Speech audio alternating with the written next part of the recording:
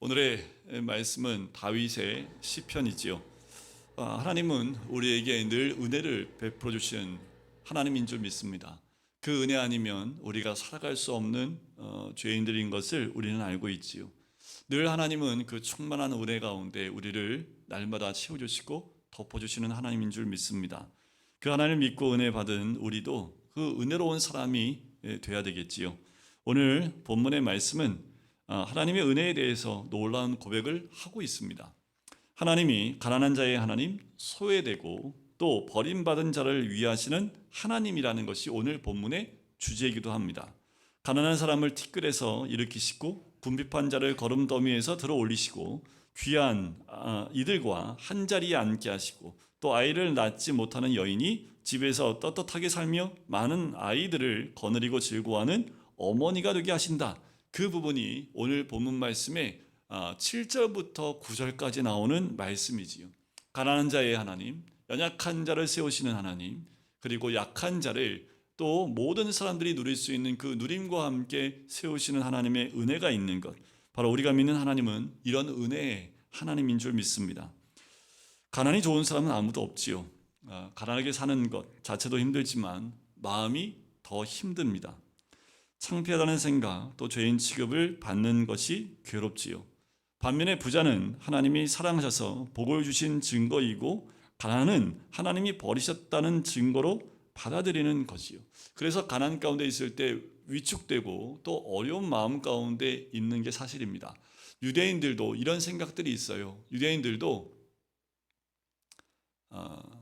잘 사는 것이 하나님께 복 받은 것이라는 생각이 있습니다.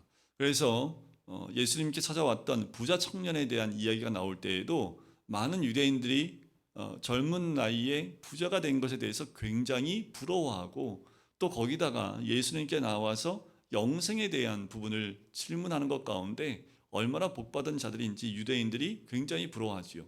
반면에 가난한 자들에 대해서는 하나님의 복을 받지 못한 사람들이라는 취급을 하기도 합니다. 그런데 하나님은요, 가난하고 궁핍하고 아이 낳지 못하는 여인을 돌보시기 위해서 6절에 보면 스스로 어떻게 하셨다고 나옵니까? 스스로 낮추셨다라고 얘기를 해요.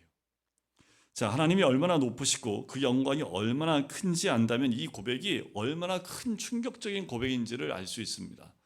특별히 2절부터 5절까지에 나오는 그 말씀 가운데 우리 하나님이 얼마나 위대하시고 얼마나 크신 하나님이신지 그 위대하심을 찬양하고 있습니다. 하나님은 지금부터 영원까지 해 뜨는 데서부터 해 지는 데까지 찬양을 받으실 분일 뿐만 아니라 하나님의 영광은 하늘보다 높아 한마디로 주 우리 하나님과 같은 이가 어디 있으랴라고 노래를 하는 거지요. 그 하나님께서 바로 그렇게 위대하고 크신 하나님께서 가난하고 궁핍하고 죄인 취급당하는 이를 위해서 스스로 낮추셨다라는 것이 너무도 놀라운 것이지요. 다윗의 이 고백 가운데 정말 크신 하나님이 이런 사람들 사이에서도 낮은 자들이라고 할 수 있는 그 사람들만큼 낮아진 자리에 임했다라는 겁니다. 하나님은 그저 가난한 사람을 사랑하라는 말씀만 주시는 분이 아니라는 거예요. 가난한 자를 상할 뿐만 아니라 스스로 친히 가난하게 되셨던 거지요.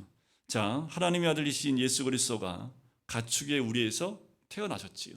몸소 스스로 낮추셔서 이 땅 가운데 태어나신 예수 그리스도의 모습을 보면 빌립보서 2장 6절과 7절에 아주 정확하게 나옵니다. 그는 근본 하나님의 본체시나 하나님과 동등됨을 취할 것을 여기지 아니하시고 오히려 자기를 비워 종의 형체를 가지사 사람과 같이 되셨고 라고 고백을 하지요.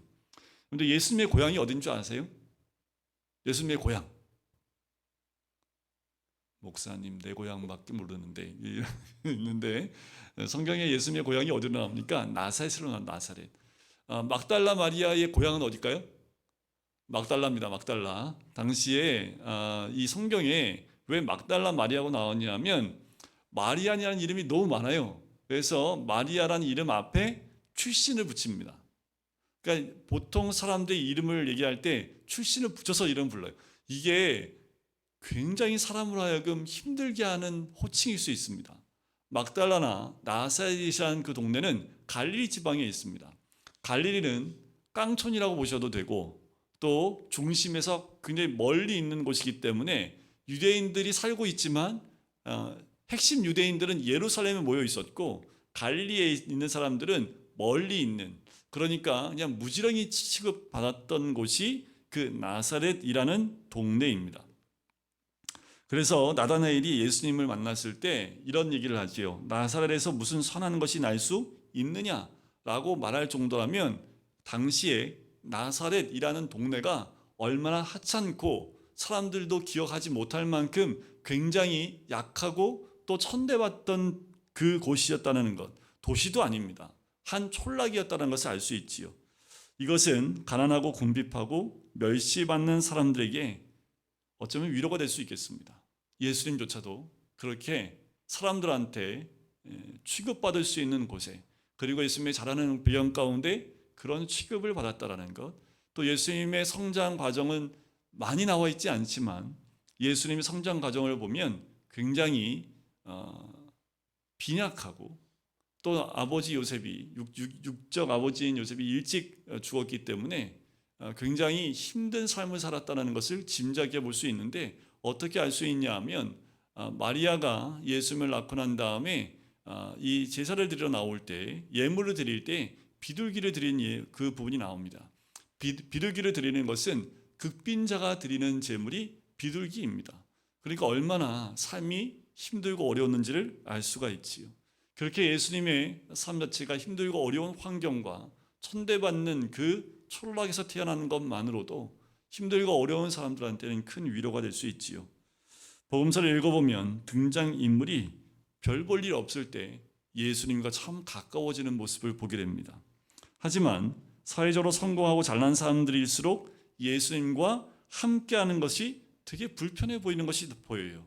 자, 예를 들어서 남편이 5이 있었지만 6번째 같이 있는 남자도 남편이 아닌 그 사마리아 여인이나 아니면 세리들, 또는 7 귀신 들린 여인이었던 그 여인 등, 이런 사람들은 예수님과 굉장히 가까워질 수 있었고 또 예수님께 상당히 끌렸습니다. 근데 반대로 완전히 대조적으로 당시에 존경을 받고 있는 사람들, 누구였을까요? 바리새인들입니다. 사두개인들이고 부자 관원들이지요. 예수님께 차가운 반응을 일으켰어요. 왜 그러냐면, 자, 성경에 보면 예수님은 이렇게 얘기해요. 세속적이고 죄인들의 친구라 라는 별명을 붙일 정도입니다. 그런데 니고데모는 굉장히 열린 사람입니다. 그럼에도 불구하고 니고데모도 어두운 밤을 틈타서 예수님을 만나러 왔을 정도이기 때문에 예수님이 어떠한 분이고 또 어떤 사람들과 주로 가까이 했는지를 우리는 알 수 있지요. 자, 그러면 이 시대의 교회는 과연 어떻습니까? 교회 안에서 사회에서 성공하고 존경받는 사람들이 환영을 받고 있습니까? 아니면 죄인들이나 가난한 사람들이 더 환대를 받고 있습니까? 이 점이 우리가 깊이 생각해 보고 또 점검해 봐야 될 부분입니다.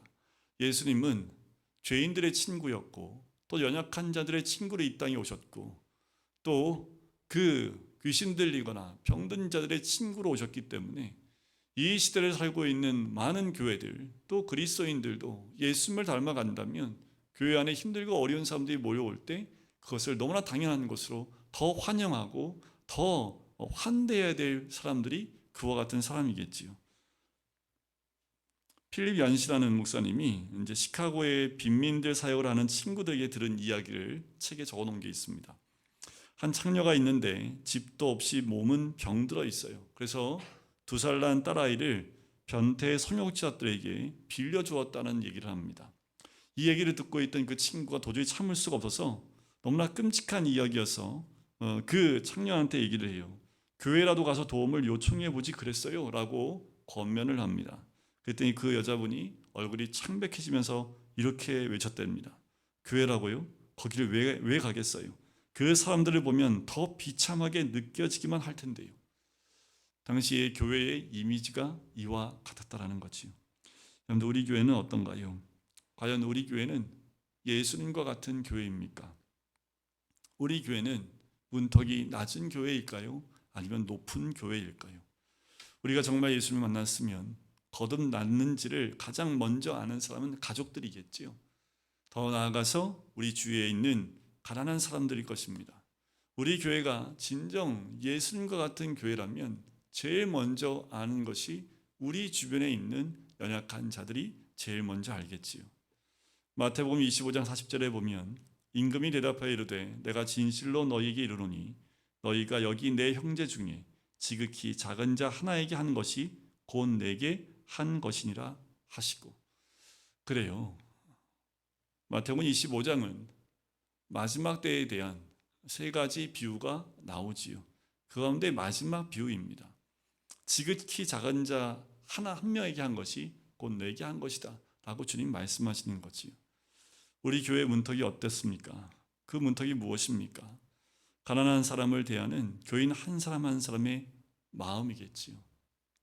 요즘 교회에 가난한 이들도 많이 오고 정신적으로 힘든 분들도 많이 찾는다고 해요. 그만큼 이 시대는 부유하지만 반면에 부유하지 못한 마음과 또 삶을 살고 있는 분들이 반대로 굉장히 많습니다. 그것은 우리가 걱정이 될 부분이 아니라 교회가 감당해야 될 부분이기도 하지요. 우리 교회가 정말 예수님이 함께하는 교회이고 예수님이 있는 교회라면 그런 사람들이 올 때 그것을 바라보며 그것이 당연한 것으로 받아들여야 되겠지요. 한 목사님이 이제 새벽 예배를 끝내고 본당에 들어오는데 본당 뒤쪽에 아마 우리 교회 같은 의자가 아니라 장의자였던 것 같아요. 어떤 사람이 누워 있는데 너무 냄새가 나더래요. 봤더니 사람 몰골이 아닌 거예요. 아마 노숙자가 잘 데가 없으니까 새벽 예배 끝나고 사람 다 나간 다음에 아마 들어와서 맨 뒤쪽에 있는 장의자에 누워서 자고 있었던 거지. 깨우려고 여기서 이제 주무시면 안 된다고 깨우려고 했는데 이제 너무 사람 몰골이 아니다 보니까 목사님이 옆에서 이제 앉아가지고 물어봤대요. 어떻게 이렇게 하고 사십니까? 라고 질문을 했대요. 그랬더니 그 노숙자분이 뜻밖의 대답을 했답니다. 나도 씻고 싶습니다. 그래서 이 목사님이 그 사람들한테 옷을 좀 가지고 오라고 해서 자신의 옷으로 갈아입히고 그리고 목욕탕으로 데려갔대요. 그럼 목욕탕에 들어갈 수 있을까요? 못 들어간다고, 들어갈 수 없다고 주인이 긋고 말리는데 이 목사님이 사정사정해서 간신히 이제 모시고 들어가서 목욕을 시키고 나와서 아침 식사를 맛있게 사드리고 보냈대요. 그리고 이제 몇 주가 지난 다음에 어떤 목사님이 목사님 찾아온 거예요. 그래서 왜 찾아오셨냐고 물어봤더니 자기가 하는 일이 뭐냐면 그런 노숙하시는 분들의 음식을 또 그런 분들을 이렇게 좀 관리하고 돕는 역할을 하는 목사님이 계신데 자기한테 왔던 한 노숙하시는 분이 이런 얘기를 했던 거예요. 그래서 그런 목사님이 있냐고 그래서 교회 위치하고 생김새를 여쭤보고 그리고 자기가 한번 만나보고 싶어서 목사님한테 왔다라는 거예요. 그래서 이제 그 목사님하고 많은 대화를 나누면서 행여 이 노숙하는 사람에 대한 주님의 마음을 깨닫는 그 시간이 되었다라는 그 고백을 하시더라고요. 교회들 안에 가난한 이들을 향하여 전심으로 섬기는 분들이 있지요. 그런 분들이 있기 때문에 각 교회들마다 그런 분들이 있기 때문에 교회를 교회되게 하는 그 은혜가 있는 거지요. 가난한 사람을 도우려면 어떻게 해야 합니까? 의식이나 신념만으로 할 수 없습니다. 하나님의 은혜를 받아야 가난한 사람을 도울 수 있지요. 우리가 그 은혜 가운데 있고 그 은혜가 충만할 때에 그 은혜를 나눌 수 있는 거지요. 우리 주변에 가난하고 궁핍한 사람이 있을 겁니다. 성경에 나와 있는 것처럼 아이를 낳지 못하는 여인처럼 사람 취급을 받지 못하는 사람도 있을 거예요. 그러나 살림도 넉넉하고 자녀들도 있는 사람들도 있을 겁니다. 자, 오늘 말씀은 그런 사람들에게도 해당되는 말씀이 있습니다. 누가복음 6장 20절에 보면 너희 가난한 자는 복이 있나니 하나님의 나라가 너희 것이며 라고 하셨지만 마태복음 5장 3절에는 심령이 가난한 자는 복이 있나니 천국이 그들의 것이며 라고 했습니다. 자, 가난한 자는요 돈이 없는 사람을 말하기도 하지만 돈이 없는 자가 돈을 구하듯 주님을 갈망하는 마음을 가진 사람을 말하기도 한다라는 거예요. 우리의 심령이 가난함은 그렇게 주님을 갈망하는 마음인 거지요. 만약 우리의 마음이 스스로가 너무나 초라하게 여겨지며 가난한 자가 도움을 갈망하듯이 주님의 은혜를 갈망한다면 오늘 말씀은 우리를 위한 하나님의 약속임을 믿으시기 바랍니다. 우리에게 이런 가난한 마음, 또 우리에게 심령의 가난함이 있을 때 하나님의 은혜가 우리 한 사람 한 사람에게 채워주는 귀한 은혜가 있을 줄 믿습니다. 다윗은 자신이 쓴 시 곳곳에 자신을 스스로 이렇게 표현을 합니다. 가난하고 궁핍하다라고 고백을 해요. 시편 70편 5절 말씀에 보면 나는 가난하고 궁핍하오니 하나님이여 속히 내게 임하소서. 주는 나의 도움이시요 나를 건지시는 이시오니 여호와여 지체하지 마소서. 시편 86편 1절에 여호와여 나는 가난하고 궁핍하오니 주의 귀를 기울여 내게 응답하소서. 그럼 이 시편에서 가난한 사람을 티끌에서 일으키시며 궁핍한 사람을 거름더미에서 들어 올리셨다는 고백은 어쩌면 이 다윗이 직접 경험한 것을 간증하는 표현일 수도 있다라는 거지요. 전승에 의하면 이런 얘기도 있습니다. 다윗이 목동을 할 때 목동 시절이 입었던 그 허름한 옷을 버리지 않고 평생 지니고 있었다라는 그 이야기가 있어요. 그것을 보면 목동이었던 자신을 불러서 이스라엘의 왕을 삼아주신 그 하나님의 은혜에 평생 감사하며 살았다라는 것이지요. 정말 그랬을 것 같아요. 사무엘하 7장 18절에 보면 다윗 왕이 여호와 앞에 들어가 앉아서 이르되 주 여호와여 나는 누구이오며 내 집은 무엇이기에 나를 여기까지 이르게 하셨나이까. 다윗이 다윗일 수 있었던 것 바로 자신이 받은 은혜를 잊지 않았던 까닭입니다. 다윗은 자신을 구원하시려고 하나님은 스스로 낮추셨다라고 하셨지요. 이 은혜는 우리에게도 마찬가지입니다. 하나님은 저와 여러분을 위해서 스스로 낮추신 하나님이십니다. 어느 정도 낮추셨다는 것일까요? 바로 우리의 마음에 오시기까지 낮추셨다라는 거예요. 오늘 본문 7절에 보면 가난한 자를 티끌에서 일으키신다고 했지요. 흙바닥에 주저앉아 있다는 말입니다. 또 궁핍한 자를 거름더미에서 들어 올리셨다라고 했어요. 자, 우리의 마음이 거름더미와 같지요. 거름더미는 조금 우리가 이렇게 저기 없잖아요. 이렇게 거부감이 없지요. 거름더미. 이거를 좀 현실감 있게 얘기한다면 지금은 없지요. 네, 제가 자랐을 때 제가 고3 될 때까지는 이게 있었거든요. 저희 집에 똥통입니다. 똥통. 거름더미를 아주 현실적으로 말하면 똥통이에요. 그러니까 우리 마음이 똥통과 같다라는 겁니다. 자, 예레미야 17장 9절에 보면 만물보다 거짓되고 심히 부패한 것은 마음이라. 예수님이 우리 마음에 임하신 것을 무엇에 비교할 수 있겠습니까? 바로 한마디로 말하면 이 거름더미와 같은 그 마음 가운데 임하셨다라는 거예요.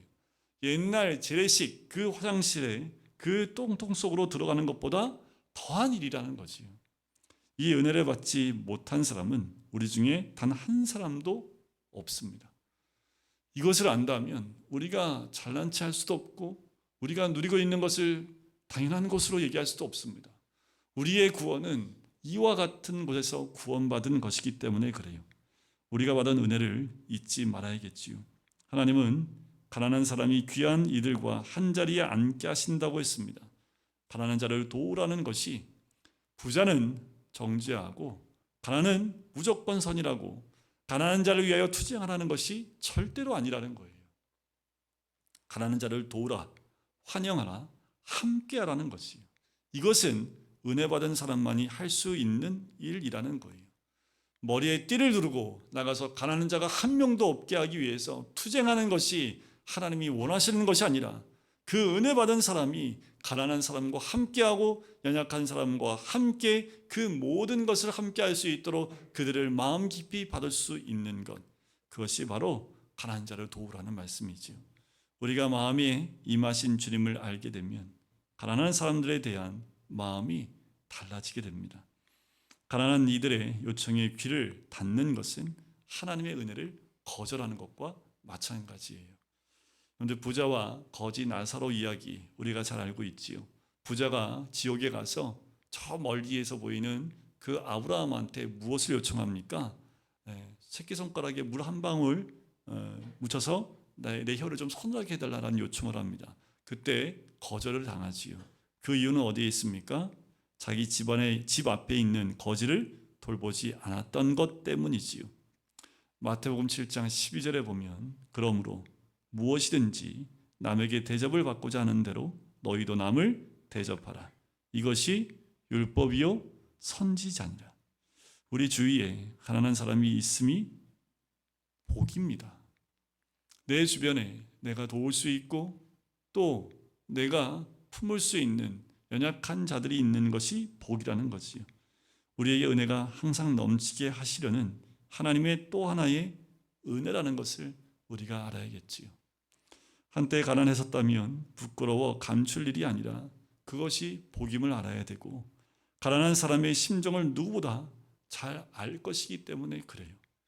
가난한 자를 돕고 우리가 받을 가장 귀한 보상은 하나님과 같다는 말을 듣는 거지요. 현재 야곱이 에서를 만났을 때 했던 고백을 기억하십니까? 형 에서가 야곱을 용서하지요. 그때 야곱이 형의 얼굴을 보면서 내가 누구를 보는 것 같다고 얘기합니까? 하나님의 얼굴을 본 것 같사오며 라고 고백을 해요. 그래, 우리가 해야 될 모습이 이와 같은 거지요. 결코 교만한 마음으로 도우면 안 됩니다. 그 힘들고 어려운 자와 마음을 같이 하고 은혜 받았다면 은혜를 흘려보내는 것뿐, 그것이 바로 우리의 모습이어야 되겠지요. 가난한 자를 위하는 하나님이시기에 우리 안에 임하신 것이지요. 그리고 주위에 가난하고 어려운 이들을 보는 눈을 뜨기를 원하십니다. 그들을 돕는 것이 주님께 한 것임을 우리가 알아야겠지요. 참, 우리는 이 땅에 살면서 나를 위한 많은 것들을 하지만 주님의 마음을 가지고 주님의 눈을 가지고 주변을 돌이켜 보는 것은 참 못하는 것이 우리의 모습은 아닌지, 가난한 자를 향한 주님의 마음을 부어주기를 구하는 것이 우리의 마음이 되어야 될 줄 믿습니다. 우리 교회 60주년 됐습니다. 우리 교회가 많은 일을 돕기도 했고 또 도움도 받았을 겁니다. 또 돕기도 했겠지요. 지금도 선교사님들을 돕고 있고 또 개척한 교회들, 연약한 교회들을 조금이지만 매달 돕는 것, 우리가 그것을 더 확장할 수 있게끔 우리가 더 힘을 다해서 선교사님을 돕고 또 연약한 개척교회를 돕는 것이 주의 마음을 나누는 거지요. 더 나아가서 주변에 있는 연약한 자들을 마음을 다하여 돕는 것이 우리가 또 주님의 마음을 가지고 해야 될 모습인 줄 믿습니다. 그래서 우리가 구해야 될 게 뭡니까? 주의 마음 내게 주소서 라는 고백이 있어야 합니다. 누구를 대하든 어떤 모습이든 주의 마음을 가지고 사람들을 대할 수 있고 연약한 자를 대할 수 있도록 하나님 이 마음에 주의 마음을 주옵소서. 이것이 우리의 기도가 되어야 될 줄 믿습니다.